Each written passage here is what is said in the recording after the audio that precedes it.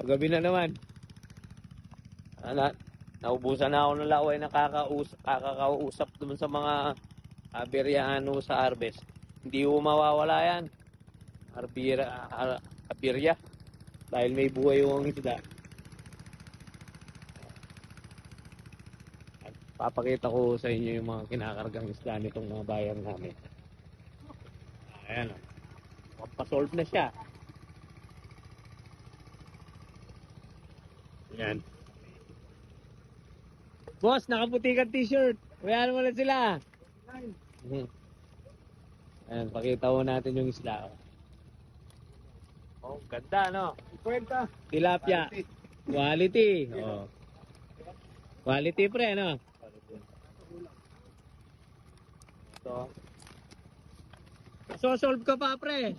Ay, pati yun. Solve yun. Oh. Masosolve, hihina pa. Di na.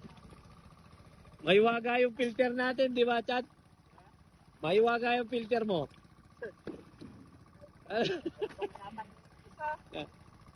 Hindi na. Kaya natin yan. Solve na dyan. Ito yung ano. Solve yan. Solve kaya. Parang kapangit ng tira. Masosolve yan. Yung fish cage natin, oh. Andun yung aerator, oh. Parang nagpapatubig lang, ah. Parang nagpapatubig lang yung aerator natin. Yun, oh. Seaweed. Oh. Pwede.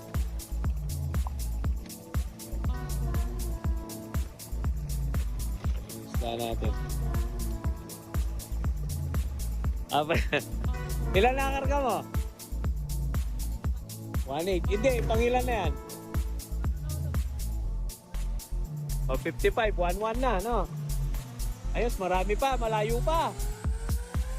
Malayo pa. Ano masosolve yan? Abot yan. Marami yan, no? Tignan mo isda namin, no? Kompleto dulas. Asa size.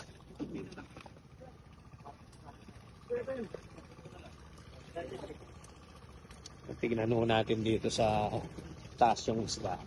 Anong aerator ng pampabuhay niya. Hilig ako sa ganito eh. Sinakit ko talaga. Yun! Ganda pala ng buga. Oh.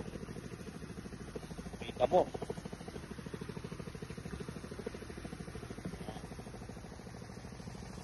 Oh. Ganda ng buga. Pagka yelo nito, presko yung isda, no? Gaganon na mangyayari. Ay, nakabutin na una kaming gabi dito.